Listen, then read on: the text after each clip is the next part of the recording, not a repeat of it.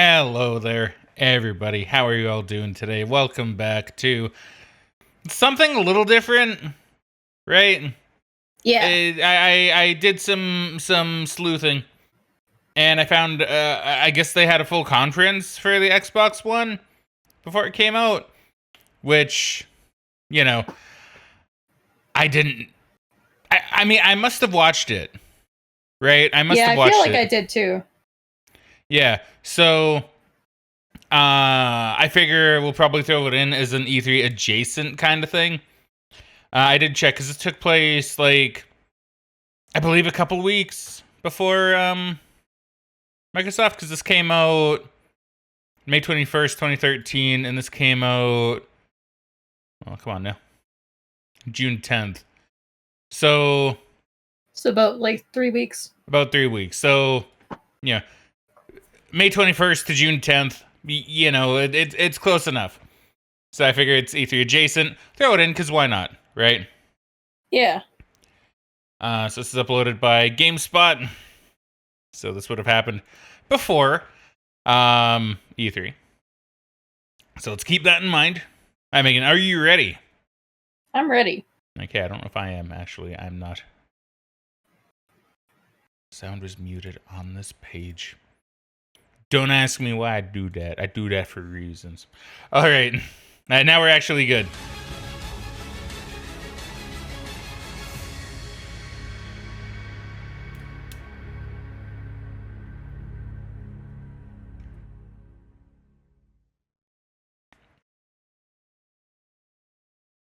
By bringing gaming to life. Yo, it's himself. Bill Gates himself. Character. And I don't know who any of these guys are. Yeah, I have no idea. Me. No offense, people. Me. And 40 million of our closest friends. Yo, it's E3. Me. E3 mention? Me. And 40 Is that supposed to be E3? Or is that supposed to be something else? That looks like E3. Maybe with the previous year. You know what? I guess that would make sense. Because there's Halo. I don't know, I'm trying to see if we can get a bit of a guess on this, actually, because I see Master Chief. I'm trying to see what everything else is, because that would tell me if this is at E3 or if this is like another game show. Like another expo. It seems big. It does. But I don't know if it's E3 big, but it must be. Right? Unless it's like PAX or something, but... I mean, it could be PAX or something. But I do like the idea that they have, like... They're like, okay, we're gonna have this Xbox One reveal in, like, a year from now. So at this E3, I want you to go down that escalator and just say, and me. Right? And then a year from now, we'll put that in a video. You know? I like the idea of that. So I'm gonna headcanon that this is E3. Even though it's probably, like, PAX or something, right? 40 million of our Yeah. closest friends. Oh, okay. 40 million of our closest friends. I was wrong with what he said. Became richer. Filled with more joy. Adrenaline and excitement. And the more of you we put in games, The more of you we put in entertainment, The better they became. We added your movements. My moves. And my voice. そして革命が始まった Hey, Kojima, I know Of course you. they get Kojima. Forever. Again. Because we're going to take all that we learned In more than 30 years of innovation. And use it to change everything. For the first time, you and your TV are going to have a relationship. Oh, Gonna recognize My name, my voice. okay, that's a little bit weird. my Oh. family. It froze for a second. That was weird. Me. It did. Wait a minute. Okay, I actually... Oh, wait, that wasn't actually the first thing. My movies. Me. Okay, I actually know these two. That's Jack from Achievement Hunter and Barbara from Achievement Hunter. Or Rooster Teeth. So I actually know who these two are, funnily enough. They all must be someone. I probably just don't know most of them. Remember all the things I like. Love. And really love. We're going to use Groundbreaking technology. And the power of the cloud. to set my imagination. But there's Steven Spielberg. I know him too. Create worlds and Yeah. feelings. I can only begin to imagine. Who is Free to this? Katzenberg? Is he the guy that runs Maybe? DreamWorks? I don't quite remember. He looks very familiar. I want to say I'm correct, but correct me if I'm wrong. create worlds and feelings. I can only begin to imagine. Where I'll laugh more, cry more, Scream more. and cheer more. Where I'll stop just watching and start feeling Alive. Alive. Alive. alive. Ladies and gentlemen, please welcome Don Magic.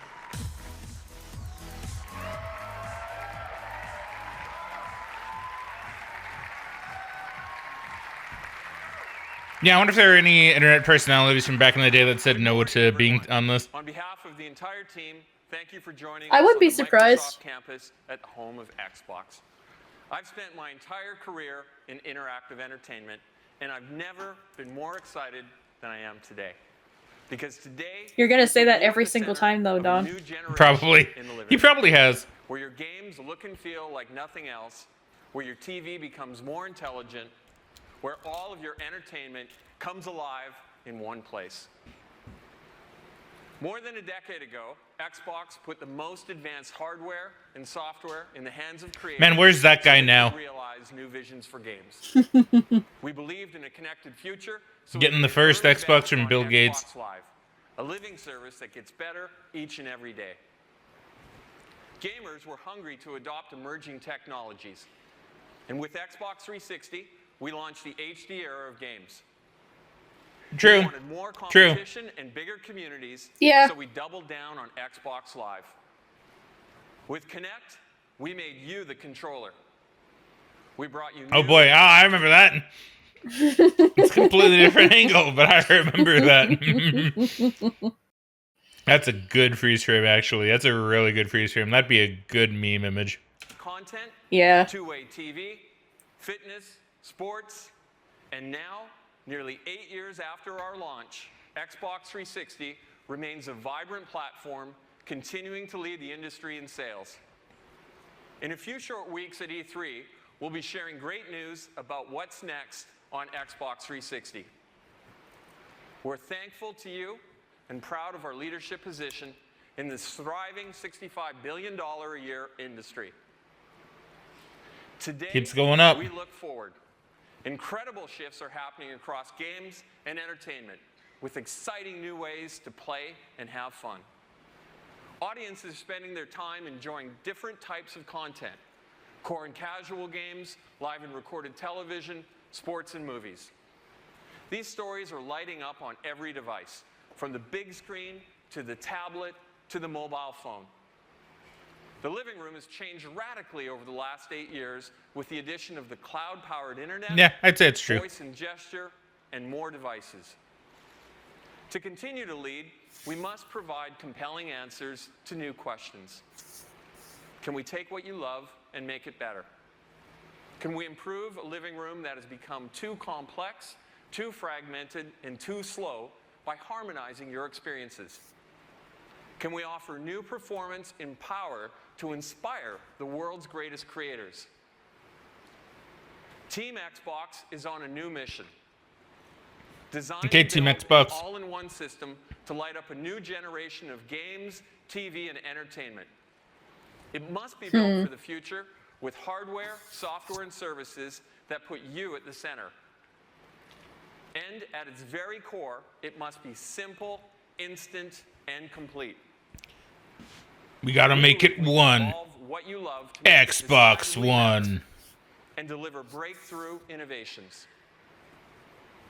So, it's time for technology to step behind the curtain and for you and your entertainment to take center stage.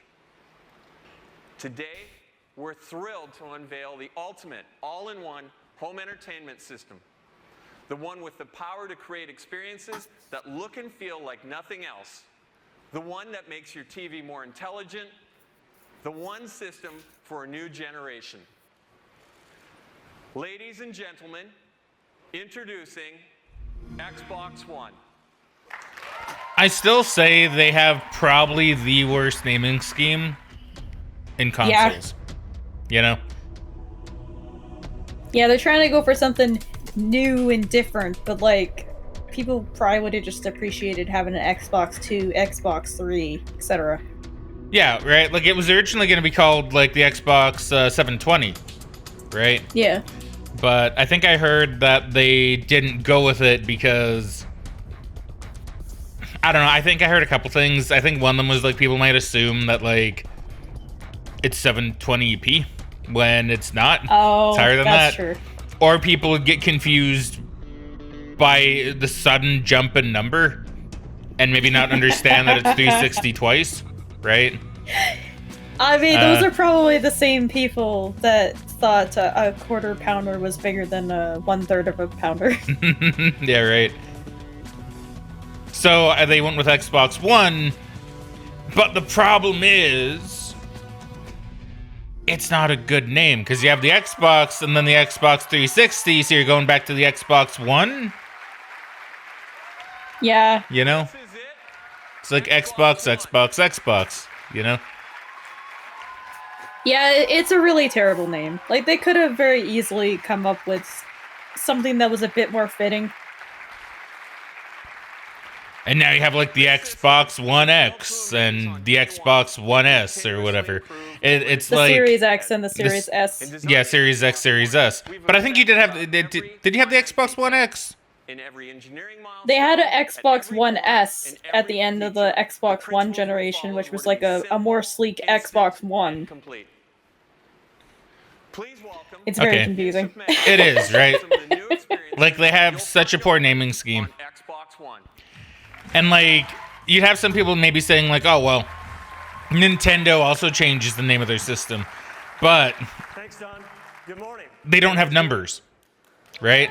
They don't. Or when they did, it made sense, right? The Nintendo, the Super Nintendo. Oh, it's the better Nintendo. Nintendo 64. It's 64. Was it bit? Bit. 64-bit, therefore Nintendo 64. Then like you know, the GameCube. It's a cube, right? That you game on. The Wii. You know, the Wii U. The Wii U is the only real bad one. Right? Because we play with you. Yeah, right? And like it's funny because that one was the bad one. And it's kind of what Xbox did. You know, naming wise, you know what I mean? Could turn on your TV and talk to all of the devices in your living room. And what if it was always ready and connected? And then they have the Switch now, so you know. And like, and if they do the Switch in and out of the dock. Yeah, right. So like, they have things that make sense naming wise as well, right? Like that's the other difference, right? Yeah. Because like I said, it switches in and out of the dock. The Wii, it's like a Wii like together, right? Like it all makes sense, even if you want to look at it like that. No more waiting on system or game updates. Now the home screen is it's really really silly. Xbox kind of shot itself in the foot with its naming convention, I think. So for example, here in the center of the screen, yeah, you they can really see did. One of my favorite racing games. This one here is just one of the new amazing Xbox One exclusives. Honestly, part of the reason why the Xbox One didn't do well, I wouldn't be surprised. At least part of that is because of the naming scheme. Maybe. I know they had a lot of issues going on this generation, but that's probably a big factor, especially early on. Although, you know, a sudden thought occurs, right? Oh, the Hobbit, nice. Everybody's assuming, me included, that they're going to call the next system the Switch 2, right? Yeah. But what if Nintendo pulls, like, a Chad move, and instead calls it the Super Nintendo Switch? The Super Switch. Or the Super Switch. I do think the Super Nintendo Switch has more of, like, the nice nostalgic ring to it, right? Yeah. The Super Switch, it would probably be okay, too. But if they call it the Super Nintendo Switch, I think that'd be kind of badass. So we're gonna have the SNES, and then we're gonna have the SNES. Yeah, kind of, right? The SNES. I'd be okay with that. I don't know if they would. They might just call it Switch 2 and be boring, but I'd be okay with that. Yo, Price is Right! I'm watching live TV. Oh. Come on down! Well, she's already down. I guess she won. So this is the program available in my area. But hold on. Let me show you how we're going to take the Super Switch would still be a good one, too. Not only integral to the Xbox, but also incredibly useful. That'd be my second pick. A great new feature called instant switching. Xbox, game. Go to TV. See, this would have been pretty revolutionary for the time because we didn't really have an experience on a console where you could have a game running in the background. Like, I do remember that being a big thing this generation, being able to put your console into rest mode and keep your game active. That is true. That is very Or- true. Or like he's saying, even switch between different apps or TV or the store or whatever. Watch movie. Switching between live Yeah, TV that and is a good online point. games entertainment is now Because yeah, we didn't really have that at the time. channels on your TV remote. Yeah. Now, you've already seen So this would be pretty revolutionary. your hands to navigate through the Xbox And I One. don't think they had a reveal for the PS4, like Xbox did.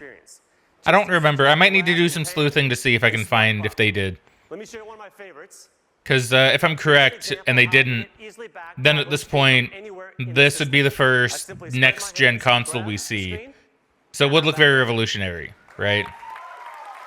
Yeah. And if I want to get back to my movie, I grab and I'm back to the movie.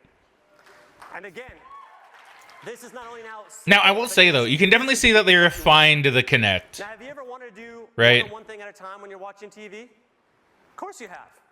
On Xbox One, the ability to do multiple things at once on your TV is now a reality. Introducing Snap Mode for the Xbox. Xbox, Snap Internet Explorer.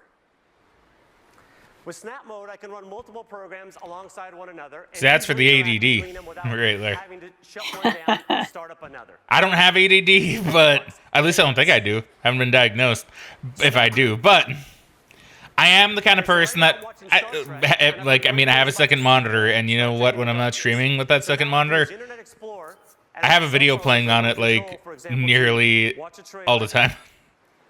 Just find something to throw on there while I do something else, you know? I mean, yeah, I do that with a lot of things too. I just don't have a second monitor, so my desktop is just a bunch of windows. I'm trying to get her to get one. I know she'd love it. I don't have the space for it on my desk. I like my desk. I'm trying to get her to get a different desk because I know she'd like it. I'm not saying that because I'm trying to be controlling, by the way. I'm just saying this with, like, because I'm not. Megan, confirm. Confirm I'm not controlling. You're not trying to be controlling, but maybe a little bit. You're trying to be like, I told you so when I get it. Well, because here's the thing, right? Every time I've suggested something, you fight it really hard. It could take a year. And then eventually, you'll just kind of either do it randomly on your own or something will convince you. And then you'll be like, you know, Matt, I really like it. And I could be like, Megan, I've been telling you for years that you'd like it. What was like the last thing I did that on? My old Elgato microphone I gave you. True, true. Now that one you didn't fight with. That one I was just like, oh, Megan, you know, I think it would just up the quality a little bit. You want to just like use it for a bit, right? And then if you don't want to keep it, you don't have to. But yeah, if you want, maybe only use it for like the recordings that we do. And then you get it in your room, you set it up. Now you don't turn it off ever. You don't ever switch back to your other mic. Well, no. But you were very like hesitant. You were like, well, I don't know, Matt. I don't know if I really want that in my room. I don't know where I'd put it. I don't know if I'd really use it. I mean, it kind of seemed like it would be big and cumbersome, but like as I used it, I realized I'm like, you know what? I can keep it relatively discreet and not in the way. And, you know, when we're just sitting here or I'm feeling tired and I just want to like lay in bed while we watch something, you can actually still hear me surprisingly well. Like, I'm actually really surprised on how much it can pick up. I can. It was really good. Which is great, because, like, I'm always worried about, like, wearing my headset and then, you know, damaging my mic because I'm, like, laying on a pillow or something weird. Yeah. So that's probably the most recent example. And so you're not even talking about the Xbox One, which is really funny. Well, it's because they're talking about, like, the living room stuff again. Like, it's I mean, true. It's... Like, I get why they do it, but it's not interesting, at least not for me. I'm here because I want to see the games, I want to see, like, what the console can do. Not that it really matters at this point. But at the time, I would have been like, oh, come on, just show me the kind of games. Oh, yeah, for sure. But yeah, I'm trying to get Megan to get a second monitor and to change her desk. We found some good desks that aren't even that much money. I'm even tempted to get one myself, if I'm being honest. That looks really nice. I really like my desk. And I can't really get one that's too much bigger than this because it wouldn't really fit in my room. I'm also trying to get her to like take over my current bigger room, by the way. I don't want to take his room. With the Xbox One, I'm trying though, because I really don't need the space. The space would do much better for I can her. use my voice to check out what's on. Xbox, today's show. Because you draw and everything, right? And so it's like you could have your little drawing area, you could have your gaming area, like all in this room. This room's actually pretty big, right? It is, yeah. It's a So, very big room. so you would be able to utilize the space a whole lot more than me. I'm just in the corner. I'm perfectly fine in like a smaller area. Watch CBS. Basically, Show the guide. I'm trying to get Megan to make changes that I know she'd prefer. And I'm being stubborn because I don't like change. And you're being stubborn. And here, and you know what? For anybody watching this, right? Xbox favorites. Give it time. And if I say Megan took my room, you'll know. You'll be able to hear her say that she prefers it. And same goes for the second monitor. You will know. She will say, "Oh yeah, I really like this actually." And I'll be like, "I told you. I told you." I like how current it is. It's up to the minute. Yeah, we'll see. Well, because you're a I'm lot gonna like. be stubborn for a while. Yeah, well, you know, part of the thing with the second monitor is like you're a lot like me, right? You'd put stuff on just to have on while you do other stuff. The second monitor is perfect for that. Yeah. So there you have it. I'm just very used to doing things in Windows, so that's how I do things. How I play some games, the ones that I will watch stuff with anyway. The one place where you are now at the center of your entertainment, the one place where it's simple and instant to connect with your friends. This is the beginning So yeah, of one a new day generation of games. I'll convert her. This is the beginning of truly intelligent TV. Now I'd like to welcome Mark Whitten to the stage to show you the magic and science that makes all of this possible behind the Xbox One. Thank you.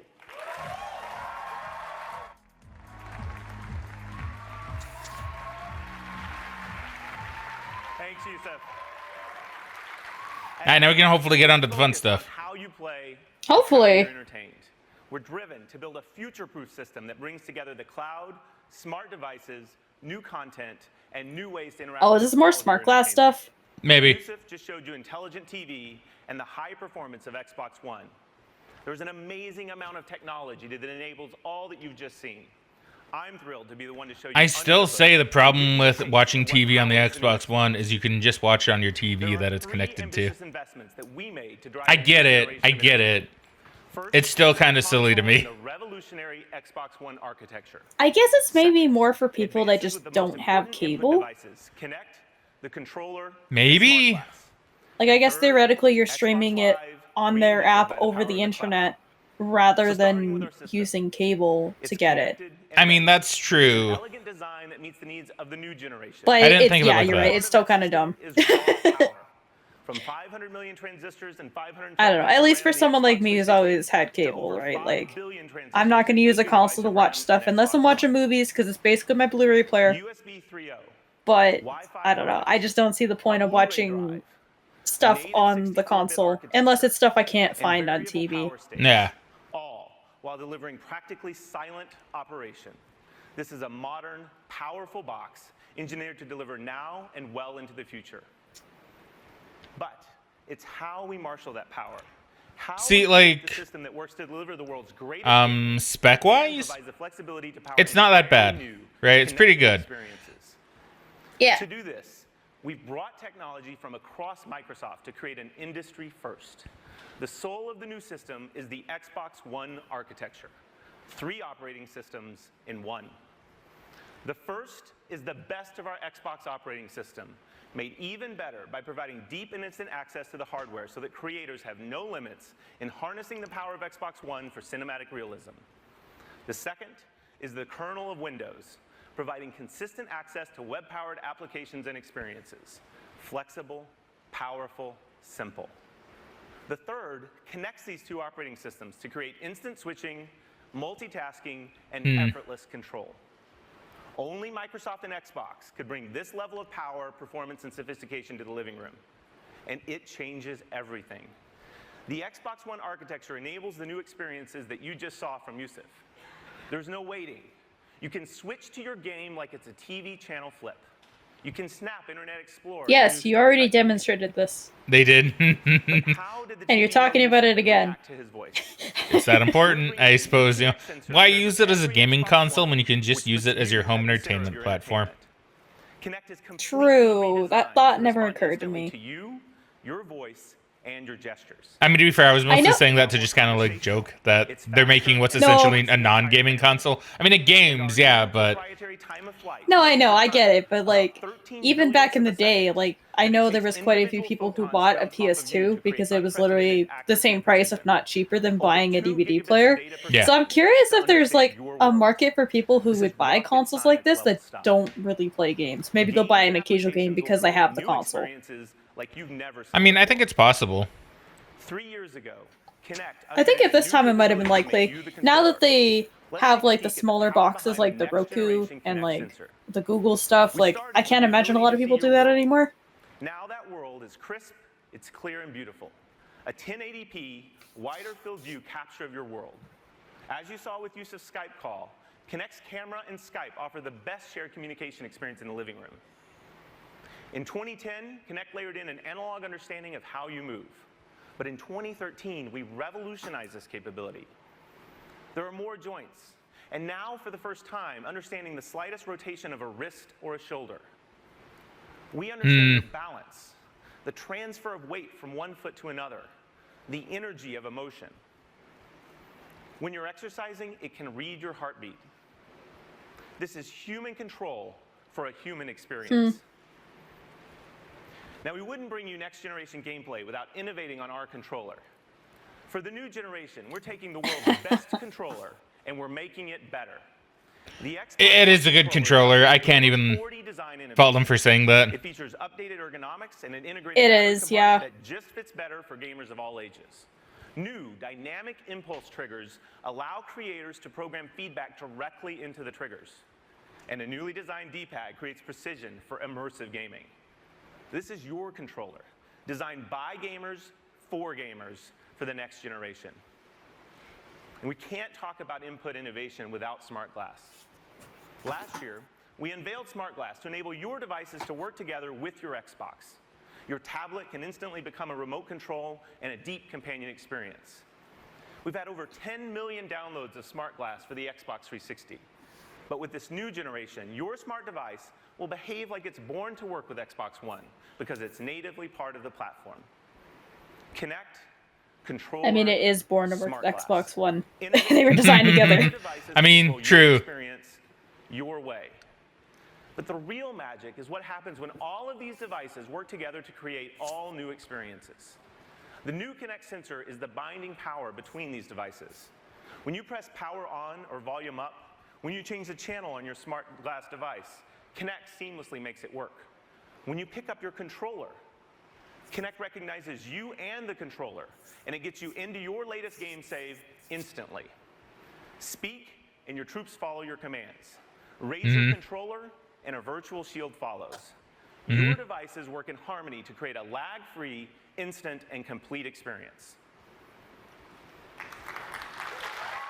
Woo!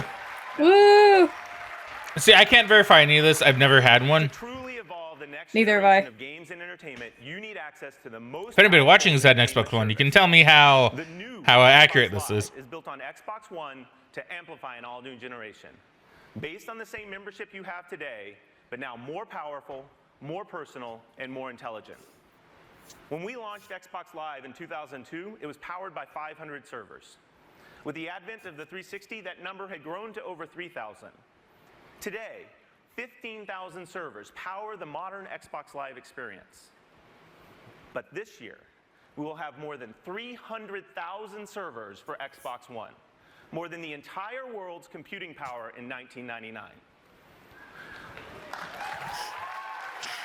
I don't know if that's a fair comparison, but sure. I mean, yeah, probably not. Because, like, exactly how do you say it? Let's see. But this year, we will have more than 300,000 servers for Xbox One, more than the entire world's computing power in 1999. Yeah, like the world's computing power in 1999, like, was essentially like just. I mean, it wasn't just starting, but it was still in the very early stages. Yeah. where like dial-ups were still a thing, and not everybody had online. Not everybody had an internet connection. That's true. Let's talk about the experiences enabled with all that power. Your content is available and it's stored in the cloud so you can access your movies, your music, your games, your saves, anytime, anywhere. As you've seen today, Live brings all new experiences, including Skype and what's trending across games and entertainment, and of course, intelligent TV. And playing games is brought to a whole new level. Just imagine. You will now have a dedicated game DVR to capture and access your magic moments and save them to the cloud. With our native editing and sharing tools, you'll have the most amazing bragging rights on Xbox Live. Achievements become dynamic and changing. They tell your personal story of how you play, not just what you've done. You will play richer matches with the future of matchmaking. And our new asynchronous capability will allow you to search for your perfect match in your favorite game while you play another game, while you watch a movie, or while you browse the web. All right. And finally, game developers can take advantage of our worldwide multi-data center infrastructure to drive direct game computation. This means bigger matches with more players. It means living and persistent worlds.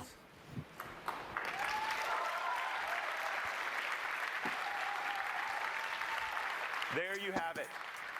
The breakthrough Xbox One architecture. Next generation inputs anchored by Kinect, and a completely redefined Xbox Live. You've seen how we've built it, but the real magic happens when you put that power in the hands of the world's greatest creators. I'm proud to introduce Andrew Wilson from Electronic Arts. Woo, EA! Fully transitioned into the evil company. Also, time for me to go to sleep again. I'm not gonna lie. EA Sports, me. I do Same find old interesting stuff. that they have EA here to promote the Xbox when it's not even like an E3 conference. Yeah, right. We will share many of the details of this very special relationship. But for today, I want to start with the world's first look at EA Sports on Xbox One. We share a common vision with Microsoft that games should be intelligent, dynamic, connected, rich with emotion, and most importantly, fun. We're developing 4 games for Xbox One that are all of this and much, much more.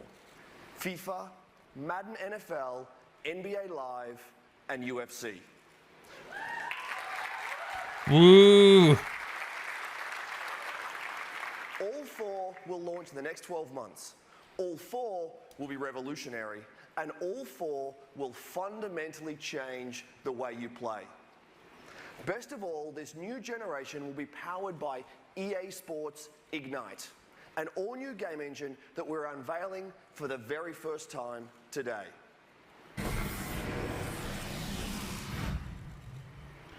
EA Sports Ignite is I'm trying to remember if I remember anything about EA Sports Ignite. and virtual. I can't say I've heard of it. The new engine started by examining what defines sports at the highest level. Instincts and decision-making, human intelligence, speed and agility, true play emotion, dynamic environments that impact how the game is played, living worlds. This is the essence of sports. Let's hear from some of the best athletes in the world. The mind is what makes us all different. You know, everyone can hit the gym. Well, I mean, I guess the Ignite engine was at least used up until 2020. They're big and fast, strong. Okay. They're also extremely smart. I got to pay attention to the way the line lines up, how the linebackers are shifted over, whether the safeties are rolling down or they're rolling back, whether the corners are cover 2, cover 3, cover 4, cover 88. I go off for days with that stuff. Do you think any like actual professional athletes play like EA Sports games? I think some do.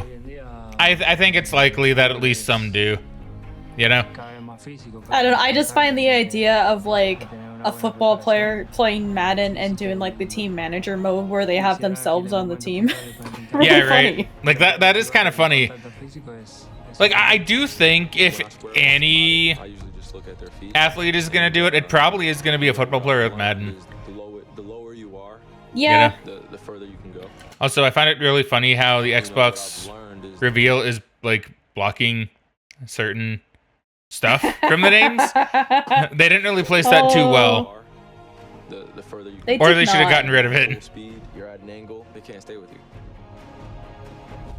That almost seems like maybe it's a last minute addition, because I mean they got the hashtag there, so maybe they were trying to trend on Twitter at the time. Maybe. It's your time. It's your time. But yeah, that's pretty bad. When the curtains open up, I need to see everybody. Cameras flashing. It's just such a rush.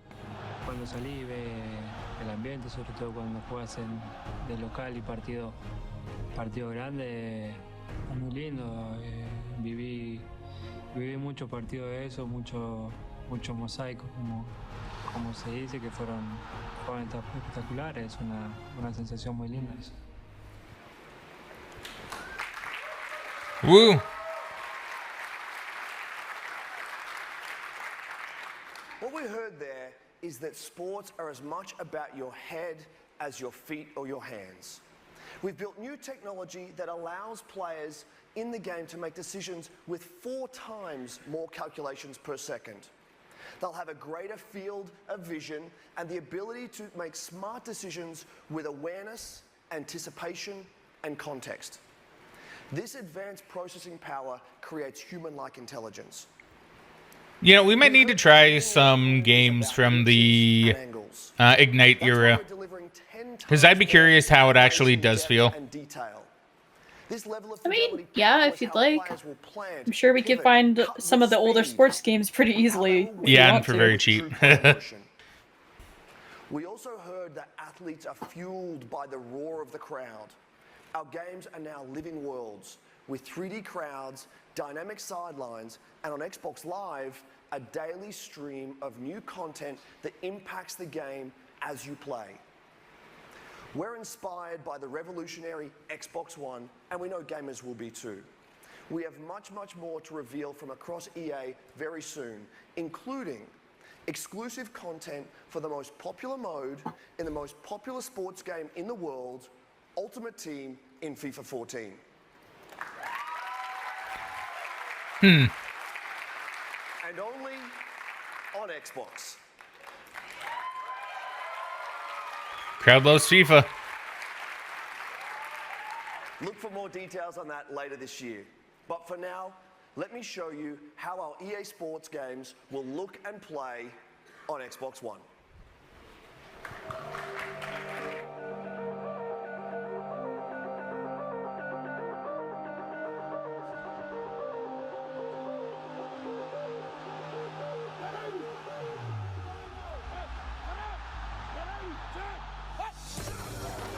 I noticed they really like showing the Washington Redskins. They do. At the time. What are they called now? The Washington Capitals? They changed their name to something. I think it's something like that. I don't recall at the moment, though.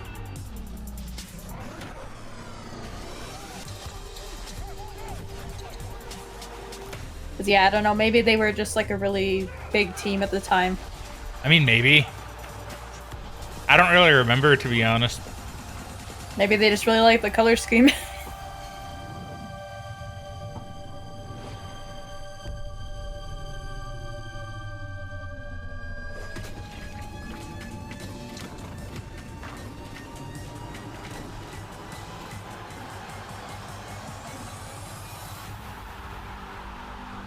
EA Sports. It's in the game. Ladies and gentlemen, please welcome Phil Spencer.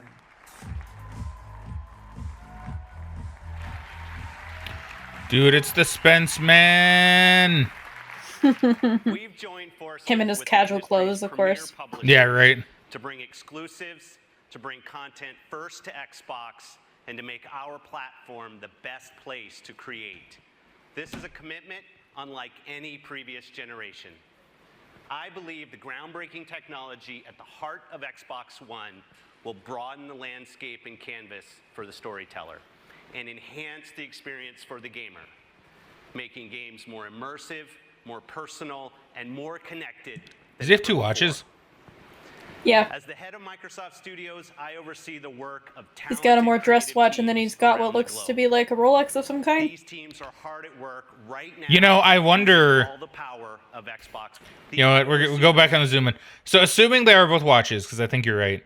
I wonder if one is just like a watch to. Well, see, no, it doesn't really. That wouldn't really make much sense. Because I was gonna say, I wonder if like he has one watch for kind of looks and one watch for him to kind of glance at without being like, oh, I'm checking the time.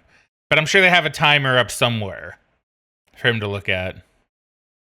I mean, it's probably more of a fashion thing. I wouldn't be surprised if he has one watch that's like set to a different time zone or something. Maybe. Oh, that's kind of smart. These teams are hard at work. Assuming he uses them. Like I said, it could just be a decorative thing. He could just be wearing it as a style choice. And break new ground in game creation and gameplay.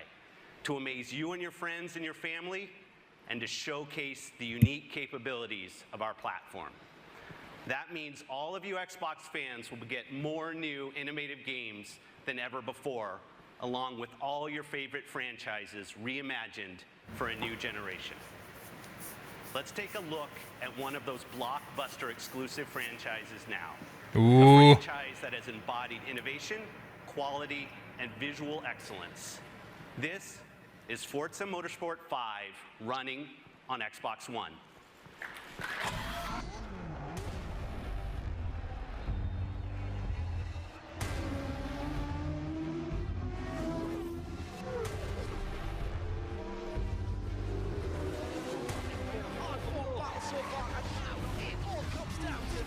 It all comes down to this. You know, I do wonder, like, what the overall stats would be between Forza and GT. You know? I think GT is still... Like, I think GT still takes it, right? Because, like, I feel like GT is, weirdly enough, maybe a more, like, prestigious racing game. Yeah. But, like, Forza's still up there, right?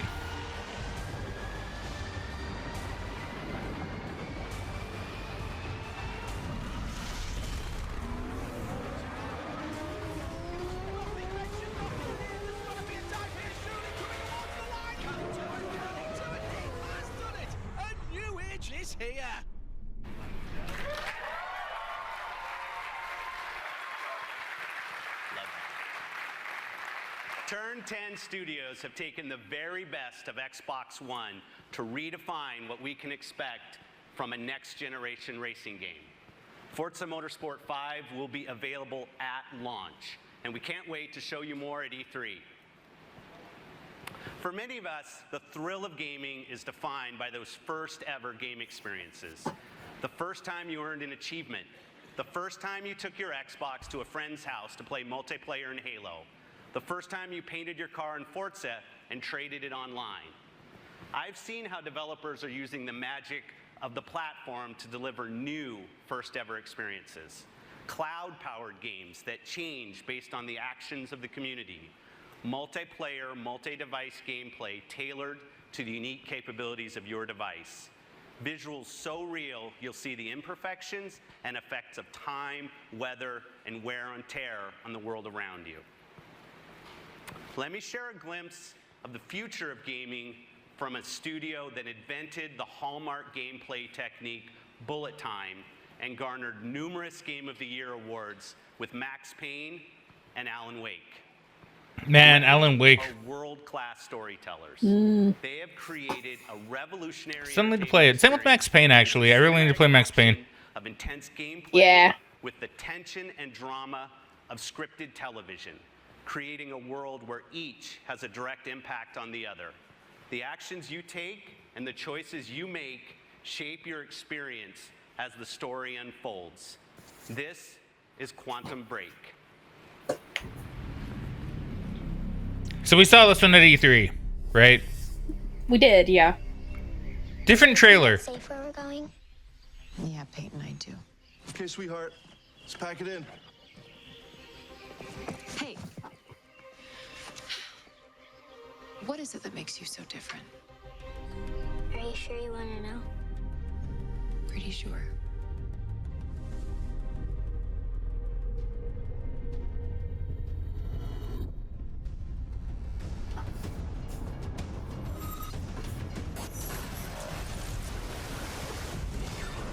I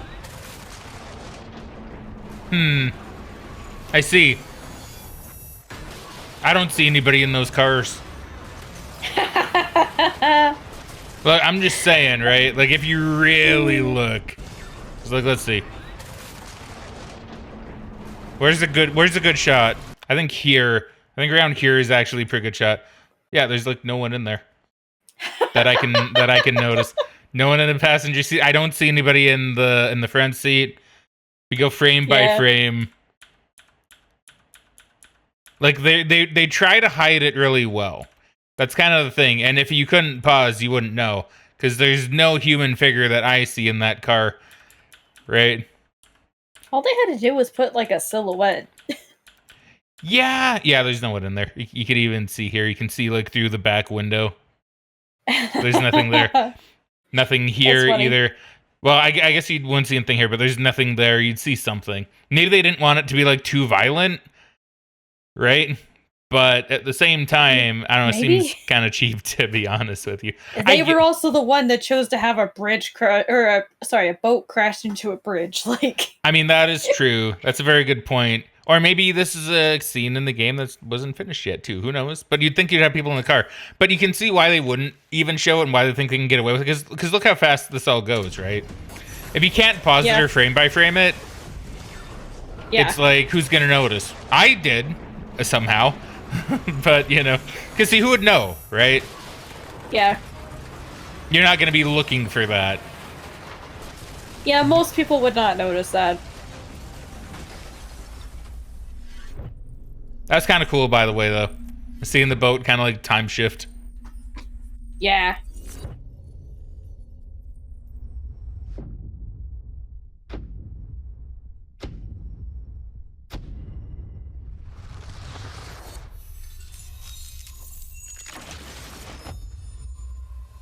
Although I will say that trailer doesn't really tell you a whole lot about like what the game is like.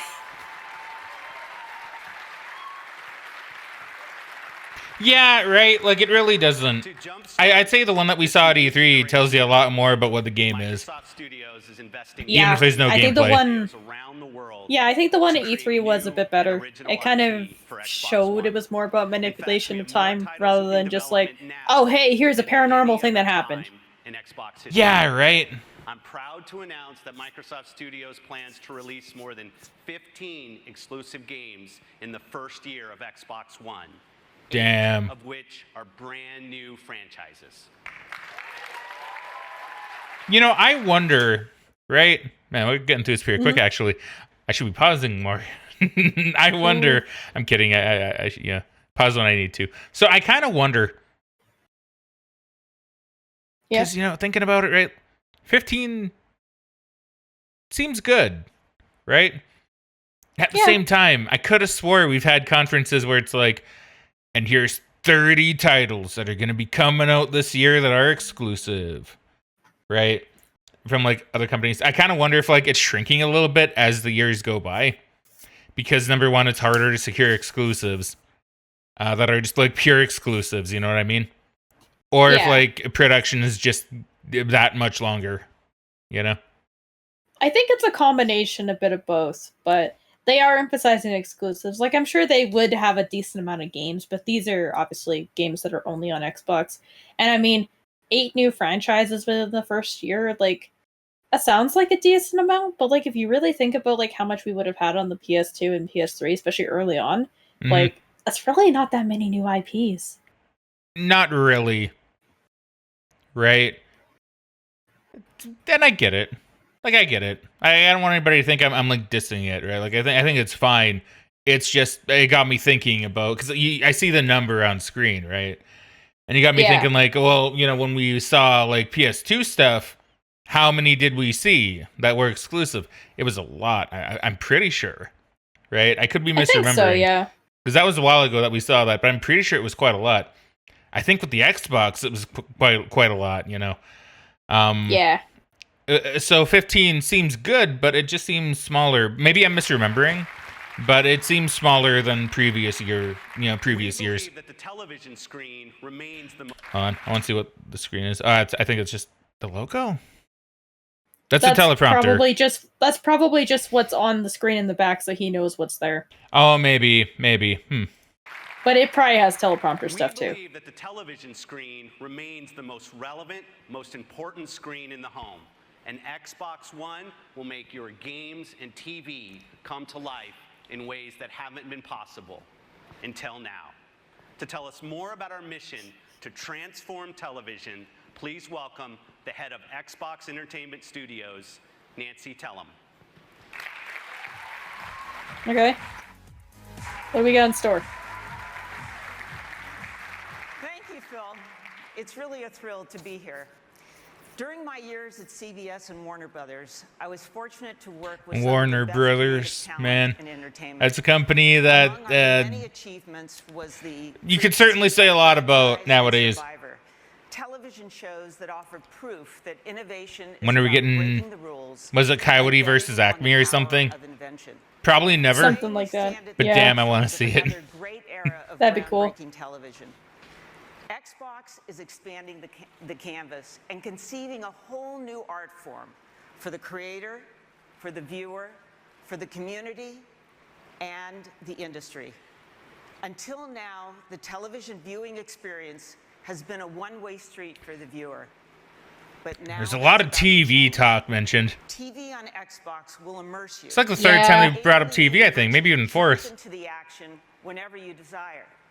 For the first time ever, I guess maybe they're trying to appeal to a more casual audience. And I mean, this was at the time when streaming was starting to pick up. So maybe they're trying to capture that crowd who's kind of moved to stuff like Netflix, right? I mean, yeah, true. But I just think it's kind of a misstep to go like, here's our brand new video game console. Here's all the ways you can watch TV on it, right? You know what? Maybe they just didn't have a lot of games to show here because they wanted to save it for E3, so they're having more of a focus on the TV stuff here. I mean, maybe. It's really weird either way, but yeah, right? Because they could just show some of the same stuff. Yeah. Like it's like, yo, here's TV. Quantum Break, more TV. Right? Yeah. I guess they showed Forza. They did. Now they're talking Halo, which, sure. But it's ironic, because like at this E3, they're going to try to talk about the Halo movie and the Halo TV show that they're trying to make. So even though they're talking about Halo now, I'm still thinking like, in literally like 3 weeks, it'll be like, yo, here's a Wake Up John. Really? Is that what they were doing with it? Interesting.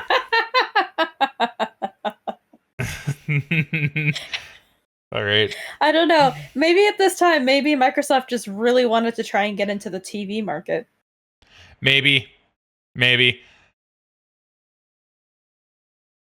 Yeah, I do.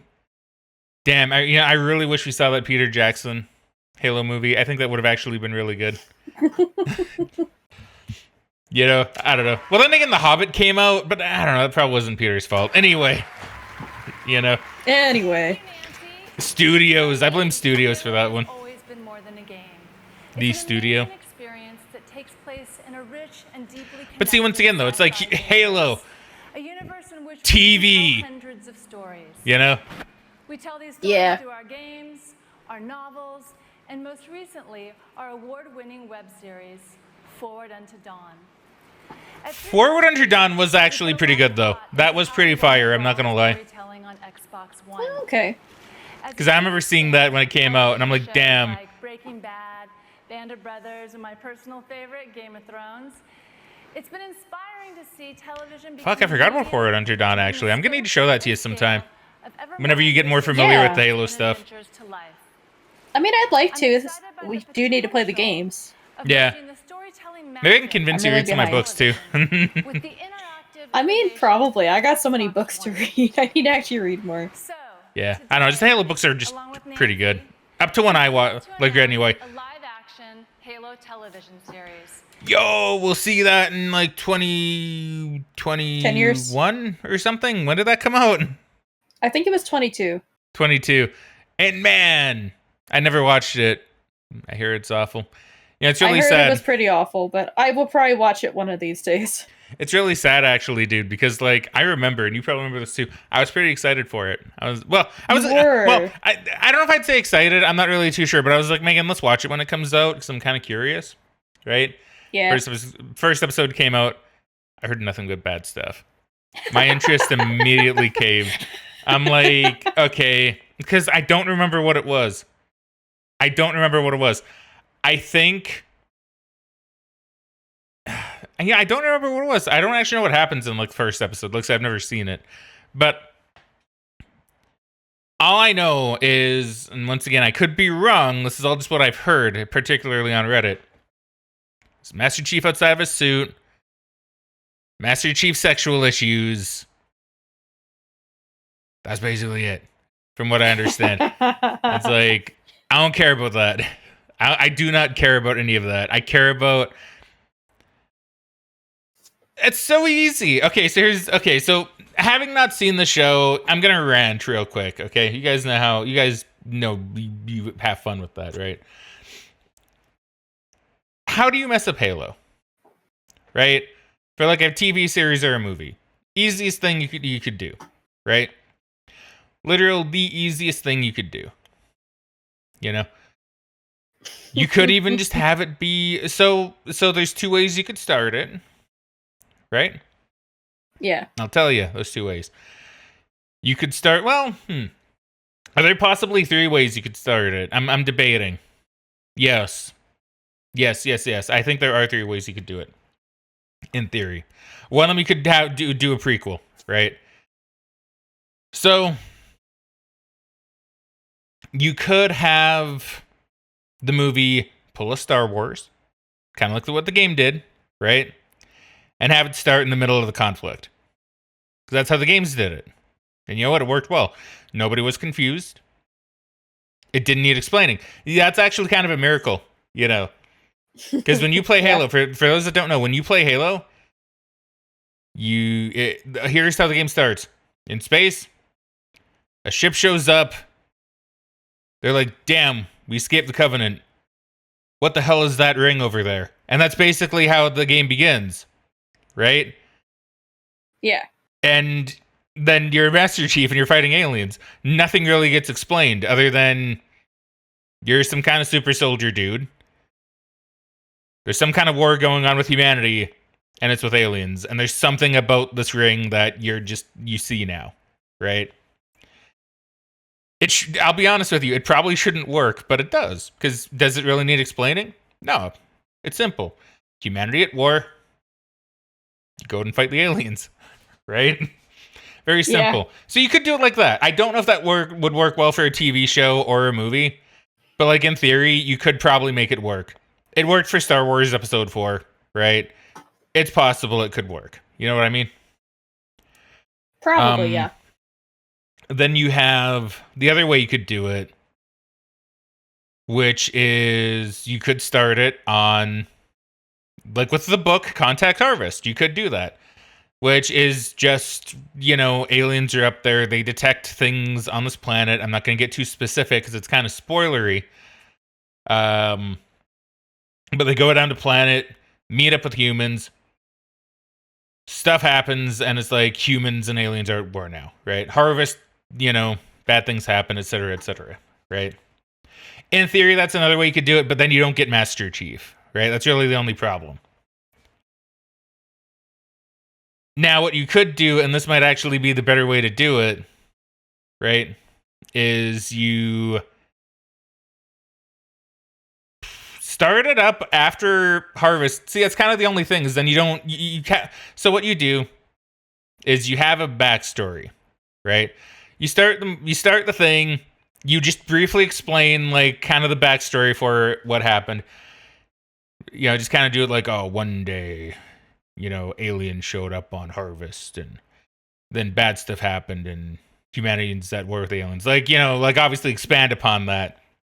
Have, like, I don't know, photos or, like, newspapers or something, kind of, like, on a table, like, just, pan across it, right? Like, that's really all you need to do to explain, like, what happens on Harvest, right? You know what I mean? Yeah. You just simple, aliens and humans are fighting. You know what? It worked for A Quiet Place as well, right? Like, I didn't like that movie that much, to be honest with you, but a lot of people did. So, you know, and that's basically what happened, right? It's like, oh, camera, no people around. Shot on a mailbox with an article, aliens attack or something. Like, I think that's what happened in A Quiet Place. But you know, so like you could do it like that and that'd be fine. That's really all the audience would need to know, is that aliens and humans are fighting. Maybe, you know, and then just kind of show the startup of the Spartan program, right? How it'd be like, oh, well, we're going around, we're, you know, selecting the fuck you. Like, so I don't know what happened to it. I had a comic based on the Reach book, right? And you could even use that as like a bit of an outline, because I know in that comic book they have a page with I think the person behind the Spartan program, and it's literally her inspecting these children at some kind of like orphanage, I think. I don't quite remember.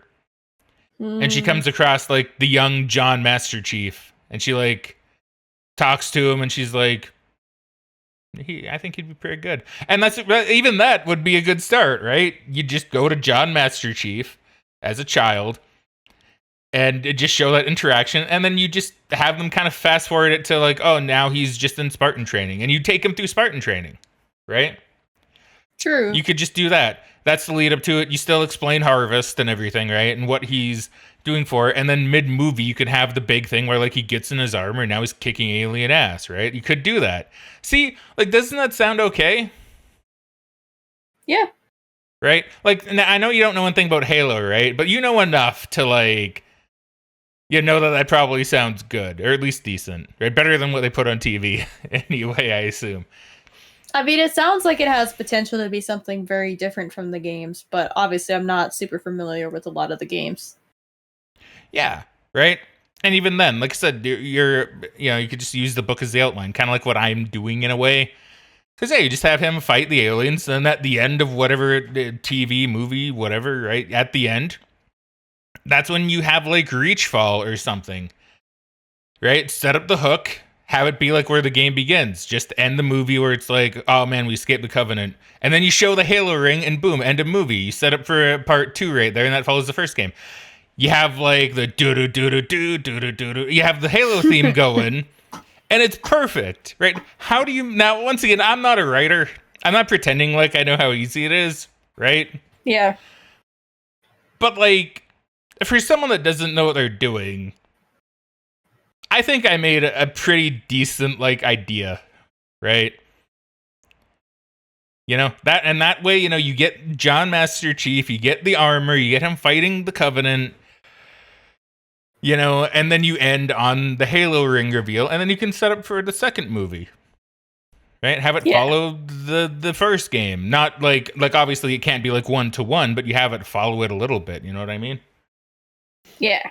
Like, it's not that hard. Like, don't have it be like, oh, he's out of his armor, he's having trouble fucking or something. You don't need that. I don't care about Master Chief's dingling, you know? Maybe some people do. I don't, right? I don't really care about his sexual frustrations. Assuming that is in the TV show, like I've heard. You know? I don't know. Yeah. Halo is such a good story. It really is, right? Like, I think that's why I've ranted about it for as long as I have at this point. Because it's such a good story. I don't talk about it a lot. You know, kind of like with my love for Silent Hill 2. It's not something I talk about, right? But I was really big into Halo.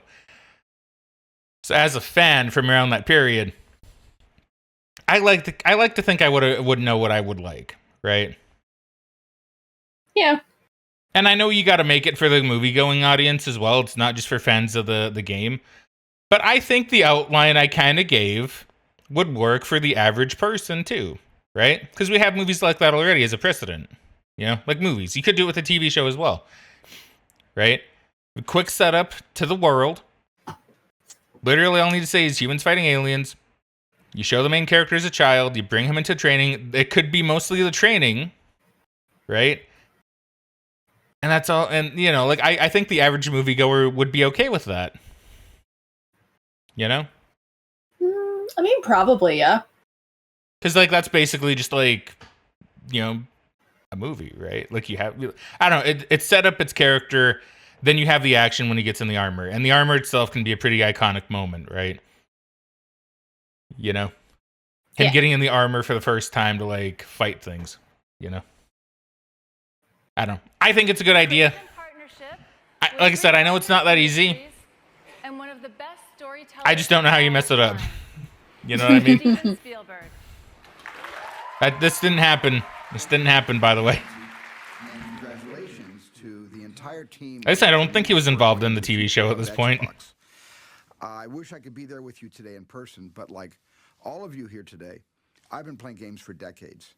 And I even started playing Pong in 1974. Honestly, I believe that. Years, that experience has exploded from the like with other directors, I don't know if I'd believe that. But I know Steven Spielberg is very much involved in technology. And those stories have got more compelling at the So I could see him getting into video games, at least a little bit. The Halo universe is I mean, I think that would make a lot of sense. To be at that intersection where technology and myth making meet to produce something really groundbreaking. I'm pretty sure Peter Jackson was going to work on a Halo movie. I don't think I'm confusing him with Steven Spielberg. Heroes, worlds, and wonders that Halo will take us on. Thank you.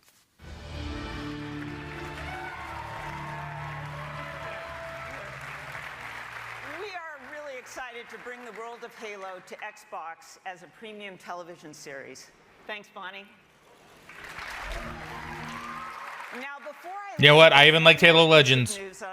I'm throwing that out there. For years now, the leading edge I think it's considered popular enough. I liked Halo Legends. has been live sports. Yeah, that's right.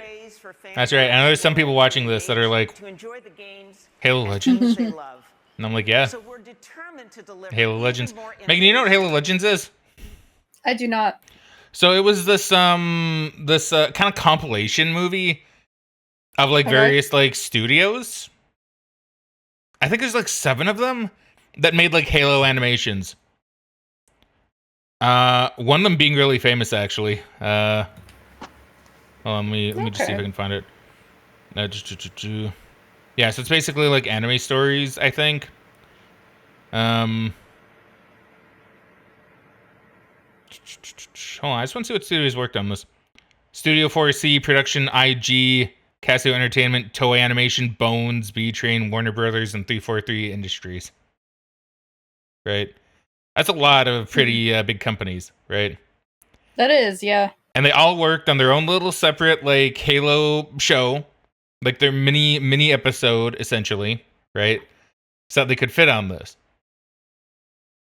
And you know what? It was really good. Really, really good. Right? I liked it. I thought it was fun. The best one, in my opinion, was the one made by Toei Animation, which because it was really funny because you had this like Spartan. It's not canon. I think the rest of them are technically canon to the universe, right? But the one by Toei isn't canon because it follows the adventures of. And I'm reading this somewhat from the wiki just so I remember stuff. I'm gonna put it down now though, so I don't plagiarize the wiki. Yeah. So yeah, it follows like Spartan 1337. Get it? Yeah. Who was like so they kind of do a thing, I believe, where it's like he's not related to Master Chief, but it's like, yo, I was a part of Master Chief's unit, right? But he's like actually really bad and has like a lot of bad luck and has these like wacky antics happen to him. It's a comedy thing basically. I remember it being pretty funny. But yeah, it was pretty good. Apparently it was 8. I was off by 1. I said 7, but it was 8 episodes. Your home for sports. Oh, okay. So I'll need to watch that with you sometime too. I think you'd be like, oh, the Bones. I know Bones. In the United States. Yeah. This alliance will not only change the fans' viewing Which one's experience, Production IG? I've the sport itself. what have they done? So I've looked at them before. They are doing Kaiju number 8 this season. Oh, that's why I looked them up then. Yeah. We've always innovated on the field by trying to make our game more exciting, to make So, the yeah. experience better for our fans. Whether they're at home, See, Megan, it's gonna be really fun when I do get you like playing the Halo games. I think you said you played the first one, and I think some of 2. I don't remember. I did play the first two, but it's been a very long time. Technology that empowers people around the globe. We're continuing that. Man, we were there for all of this. Xbox to bring new features, new functionality to people using all the assets. But yeah, it's gonna be really fun to go like, oh, Megan, here, check out this little thing with Halo and read this book. And what do you think of like this? It's gonna be fun for me. You know? Yeah, you're gonna have a good time with it, I'm sure. Because you're gonna be like, oh yeah, Halo 1, 2, and 3, and I'll be like, no, Megan, Halo Wars, Halo Reach, Halo 3 ODST. But Halo 1, 2, 3. Well, yeah, you'll do all those too, but you know, not just those two. There's a lot more to it. So it's going to be easier to play fantasy football with the device and a better experience. Imagine your NFL team integrated with your large screen TV. And then I'll be like, oh, Megan, if you read the books, you can be like a total nerd and know that the grunts are actually called, I believe, Ungoi in their language, you know? No, they're just grunts. The elites are saying Hilly, I believe. It's something like that.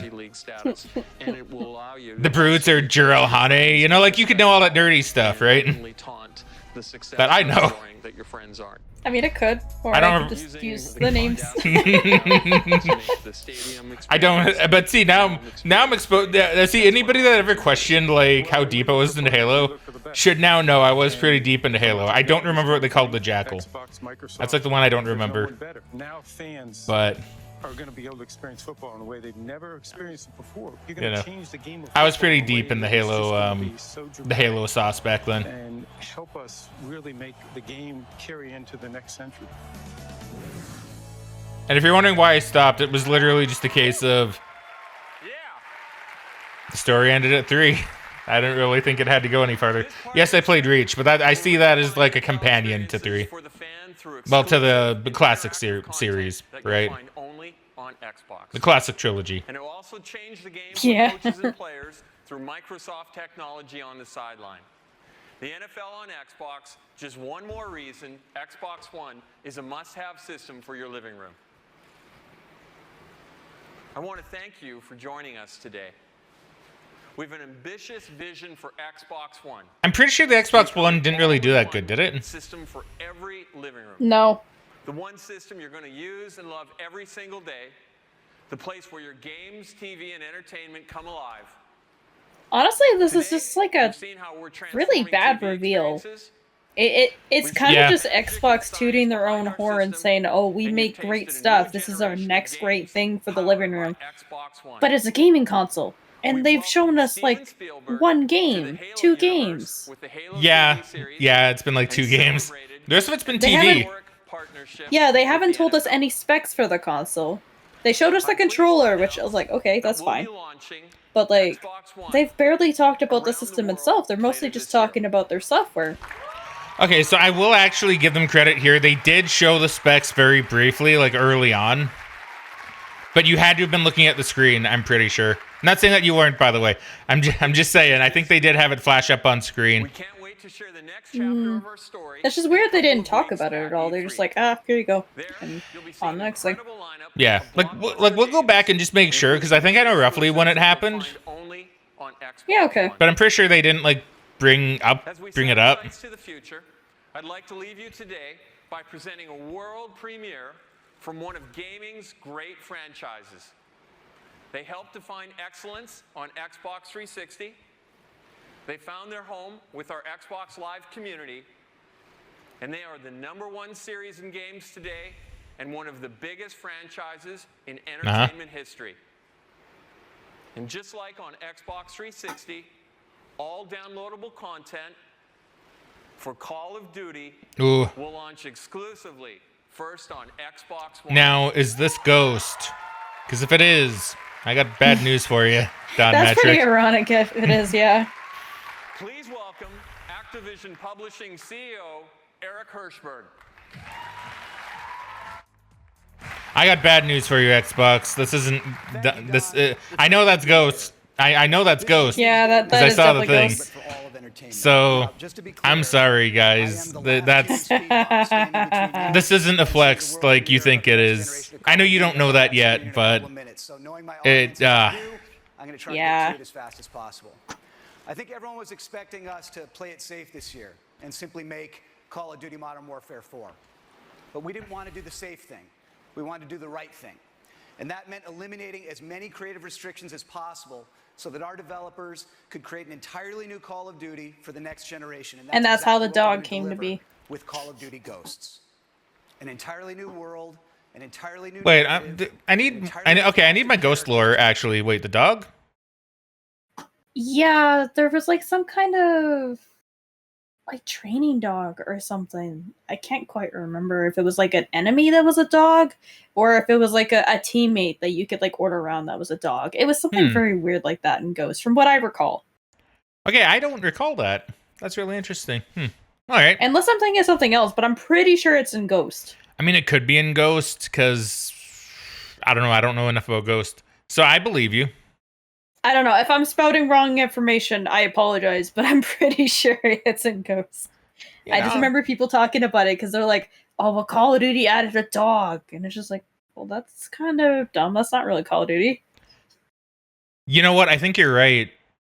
Because I think I remember seeing a demo where you control the dog at some point. Like, not control him, but I think you command it to do something. I think you're right. Yeah. So, like, I will say with Ghost, this is kind of a good example of... Because, okay, so I could be wrong. I'm trying to think, like, back to Call of Duty, right? And all of its characters. Like I said, I'd not played 3. Modern Warfare 3, I mean. But I'm trying to think back to, like, the Modern Warfare characters. And I believe Ghost was in Modern Warfare 2. I think. Oh, okay. Let me confirm. Let me just confirm that really quick. Summon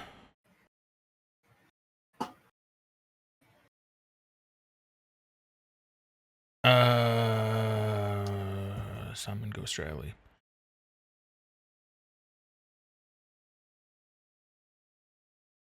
Okay, yeah, so he is... Yeah, so he was in Modern Warfare 2. Okay, so I'm not talking out of my butt with this. Okay, so the thing... Okay, so I remember Ghost in Modern Warfare 2, right?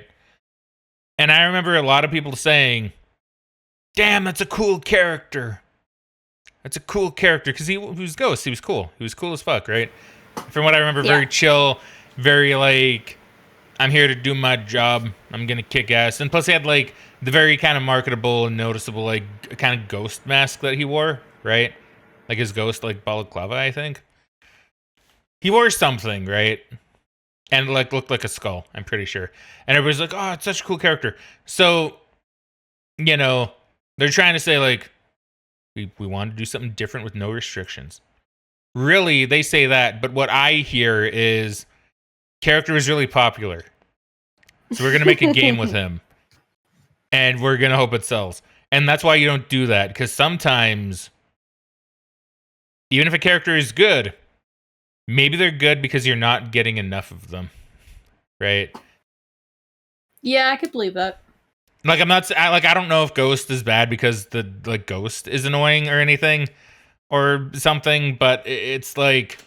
all built on our new next-gen Call of Duty engine. You know, it's kind of like a Cars 2 situation, right? Where it's like, oh, people love Mater. People love him. We'll make a whole movie about him. Yeah. But it's too much. He's good in doses, right? He's good in doses. He's very much a character that's good in small doses. Yeah, so you know, he's good then. But you have too much of him and he becomes annoying. You know?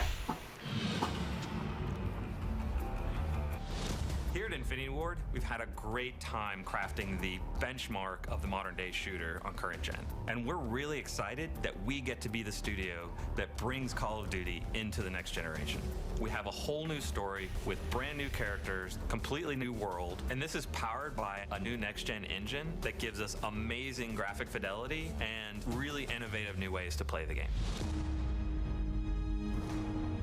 So what we wanted to do is create a cast of characters that you really felt more emotionally attached to. We had the opportunity to work with Stephen Gagan. This is the guy that won an Oscar for writing Traffic. He wrote and directed Syriana.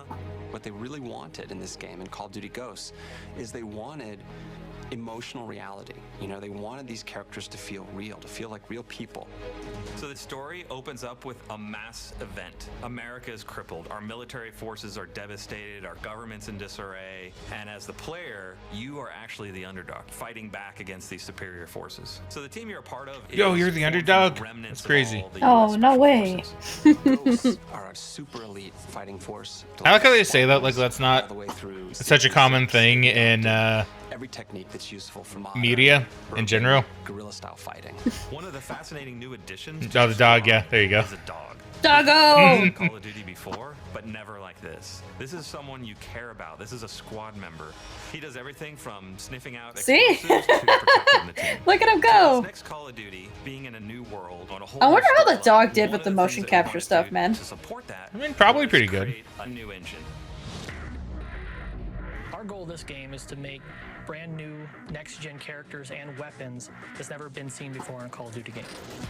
We have a new tech in the game, Sub D. The idea is the closer Sub you D. get to it, the more it tries to maintain any curvature that you see.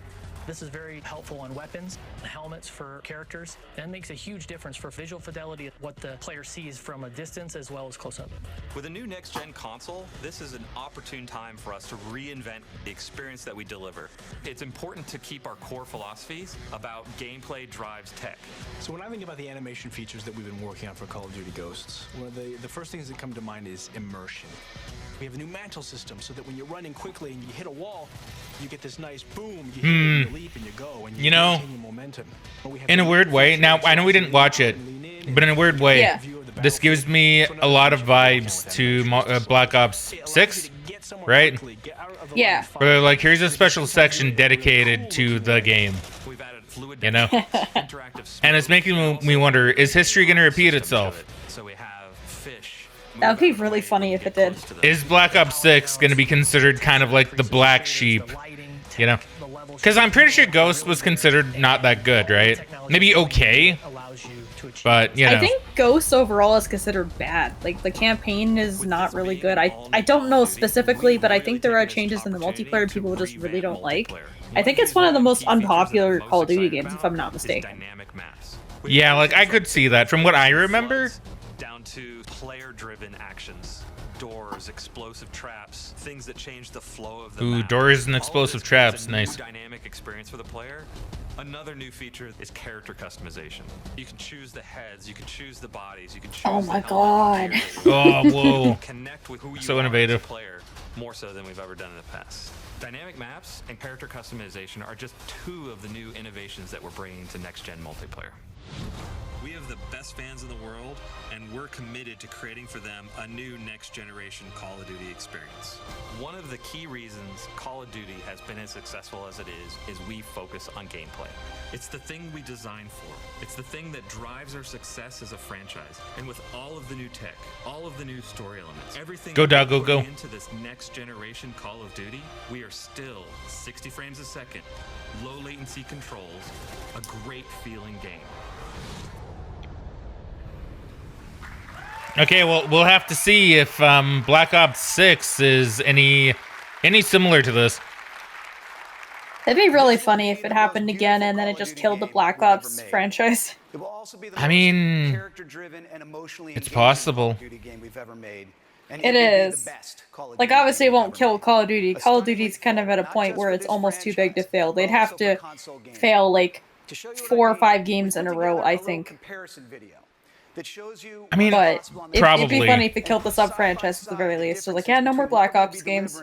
We're Call done. of Duty Ghosts and what was in Infinity Ward's last game, Call of Duty Modern Warfare 3, which was state-of-the-art just a very short time ago. And when you look at the differences side by side, it's actually pretty stunning. Let's take a look. This sequence shows one of Modern Yo, Warfare Price. 3's main characters, Price. While this asset pushed the limits of what was capable at the time, the technology employed by the new engine allows us to take the visual fidelity of our models to a whole new level. This next generation head is modeled with multiple features represented: sub-D, high-resolution textures, subsurface skin shaders, multiple lights, and self-casting shadows. Here, you can see the dog model from Modern Warfare 3. Man, look at that. New dog model is Versus that. Whoa. That does look pretty good, actually. Every detail is replicated. It does, yeah. Down to the scars on the nose and the tattoo inside the ear. When playing first-person action games, your character's arms are one of the most looked at visual elements. The arms in MW3 were beautiful at the time, but the new engine allows for significantly increased texture resolution. More hair! In technology, Yeah, right. to convey fine hairs, bruising, cuts. Yeah, it's kind of really interesting looking at some of these, right? Like, I'll get it off the cut just because, it's kind of gross. Yeah. But, like, looking at this in particular, right? It did look really good for the time, but it's weird to kind of see this because now, just because with how graphics have kind of gotten, right? Because, like, they have gotten a fair bit better. Like, I see this and I'm like, it's flat, right? It's very flat on the arm. It doesn't really look super great to me anymore. I'm sure it would look great at the time, but you can tell it's just, like, flat on, like, a model. Nowadays, you would actually have, like, the hair, looking a lot more real, And technology allows us to convey fine hairs, bruising, cuts, and even the dirt beneath the fingernails. Here's an example of a jungle environment from Modern Warfare 3. Now, here's a jungle environment from Ghosts. This scene employs tech features including volumetric lighting. I would hope the graphics would get better with the next iteration, I would think so, especially with jumping to a new console. Like, I know this one was backwards compatible too. But, I mean, true. Well, not backwards compatible. It released on both, I should say. You've seen the vision for the game, and you've seen the technology behind it. You've seen just a few of the ideas that we're bringing to Call of Duty Ghosts inside campaign, new characters, new story, new narrative, and inside multiplayer, dynamic maps, character customization, and there are a lot more new ideas to come. From new co-op ideas to seamless second screen integration to voice commands via Kinect and more. But now, it's time to see it all come together. The gameplay you're about to see is running in-engine on the new Xbox hardware. This is the new. It's really funny how some things don't change, right? Like, they're focused, like they have this much focus on Call of Duty, and like I said in the most recent Xbox showcase, there was a big focus on Call of Duty. It's been Yeah. I mean, it's that big of a franchise, and I guess Xbox has kind of always had this partnership with Activision, even before the merger, so...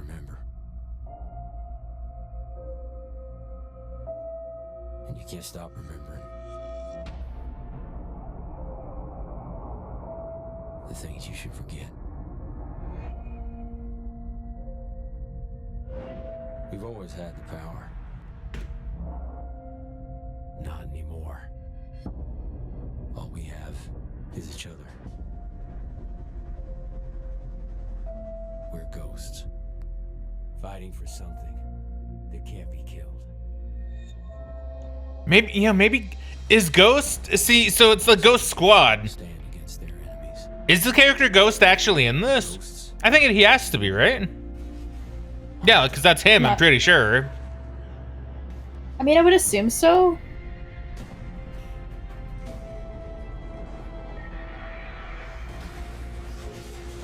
It's like, yo, from the creators of the last Call of Duty, here's the next Call of Duty. It's like, all right, cool. Really? It's like, all right, cool, thanks.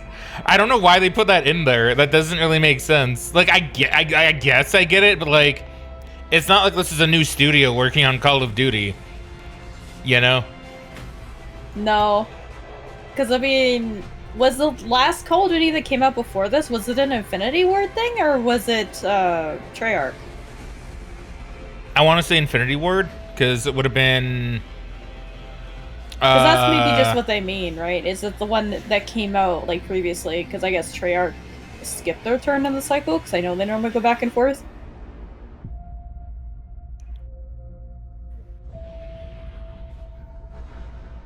But yeah, it's pretty dumb way to phrase it, to be honest. Well, let me see, because now you have me curious. Because, like, they were, like, from the creators... It was, like, right around here. I believe. No, it was before this, even. Modern Warfare series.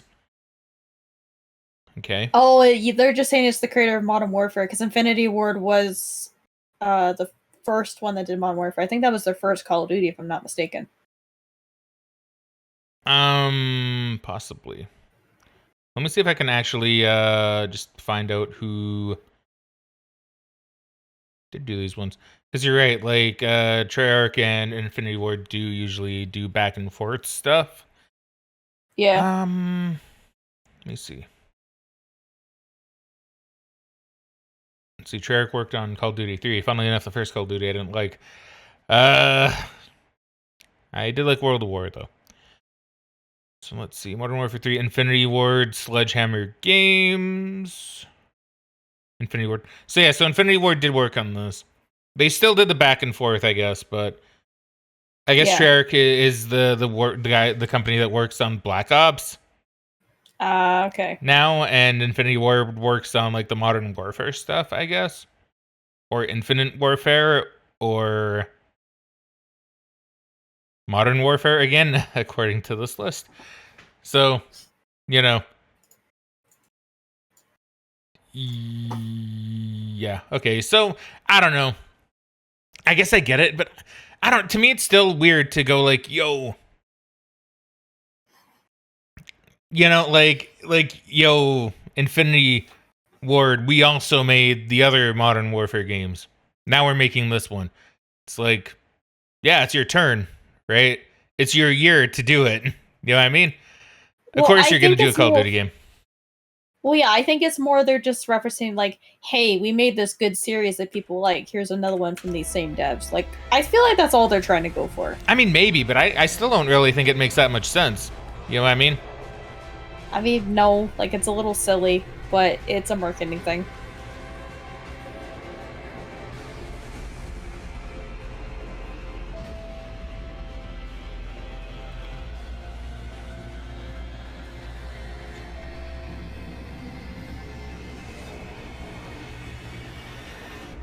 Also, Megan, let me have my jokes. I'm just saying. Just let me have them. Maybe later.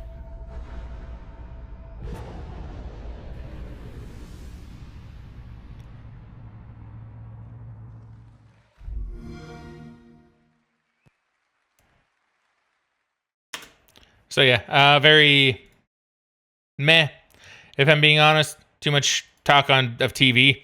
Not enough talk of games, and the one game they did talk about, in hindsight, I know came out to be not so great. At the time, I still wouldn't have really cared, to be honest, personally. I was out of Call of Duty at this point. Well, yeah, and even like Quantum Break they mentioned is a kind of mediocre game as well. It's a new idea, so like I don't blame them. It seemed cool, but the trailer they had was bad for it. Yeah. I'm just trying to see when they show specs. I'm pretty sure they do it like way early.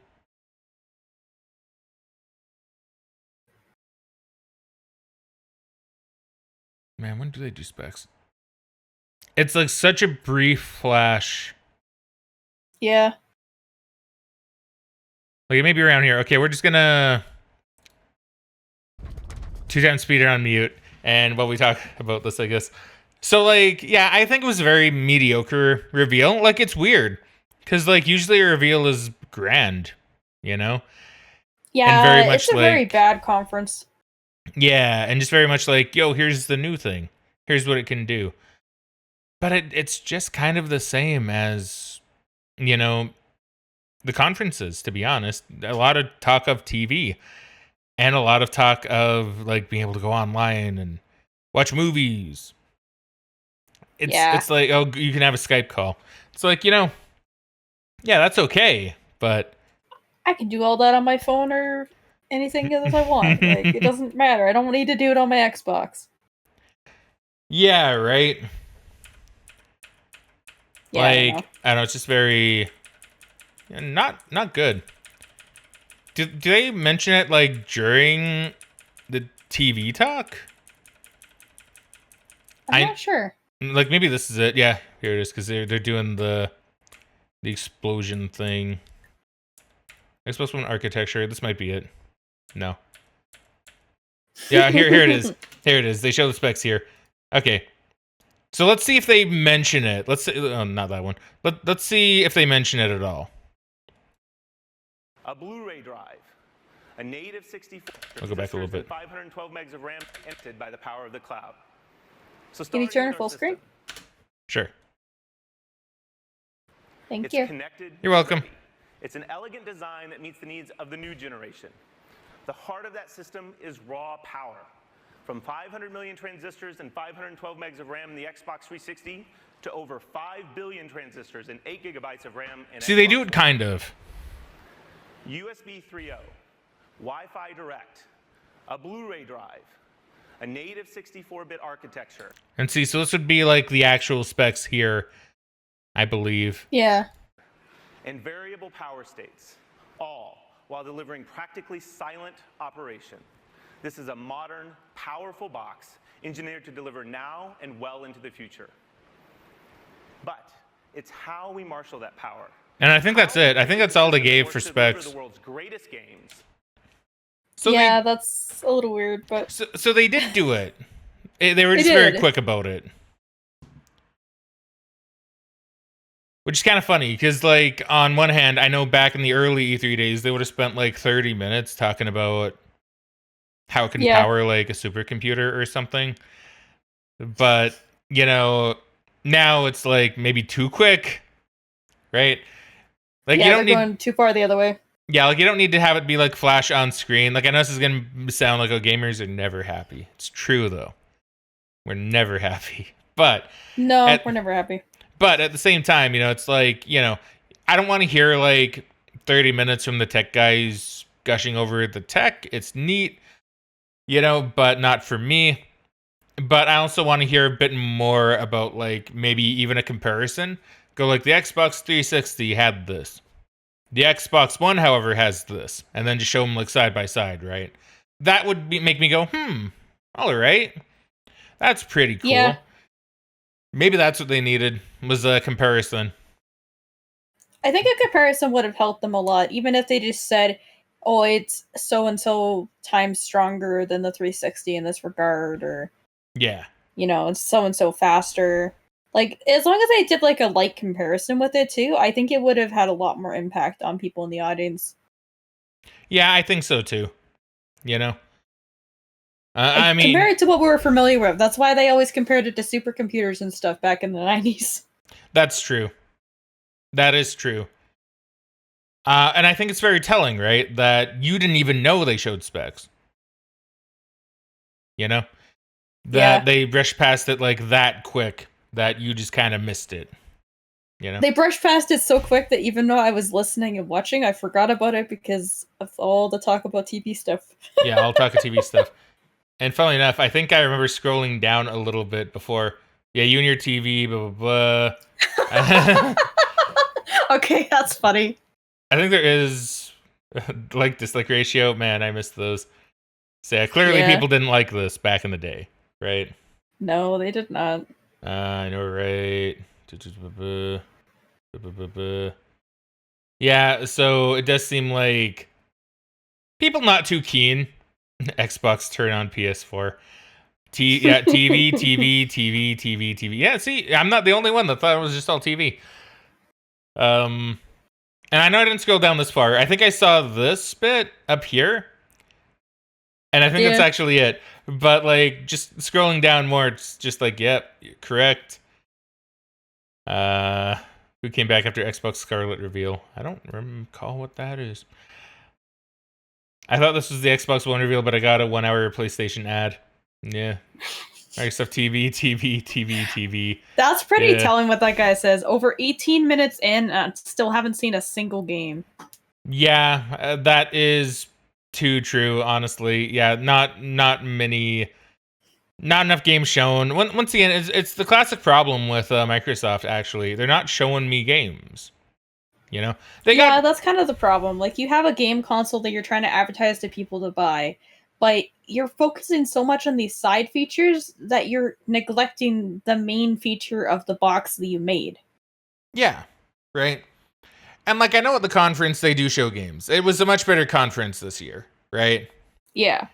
But, like, if I disregard the conference and I'm watching this and I'm like, oh, the Xbox reveal. Oh, man, what are they going to show? And I get this? It's not going to make me excited. You know? Honestly, if I was considering buying an Xbox at this point and I saw this would turn me completely off.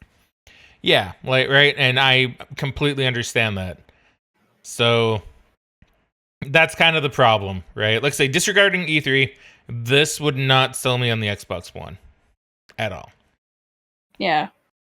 It would make me go, Well, it just is. Like, why would you get this box? Like, yeah, I could watch TV on there, but I could also watch TV on this other box, the PlayStation 4, eventually, right? Yeah.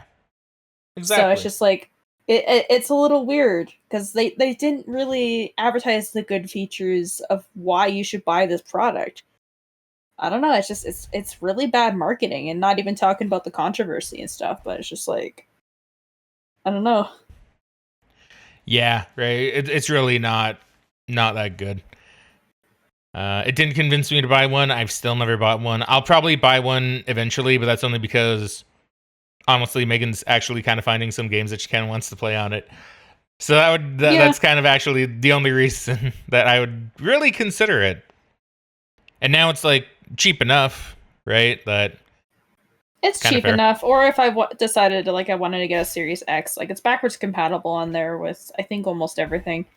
So it's just like, yeah, that would make sense. But, like, if I was, like, going out to look for a game console today and I saw this, like, the Xbox One would probably be one of the last ones I would consider.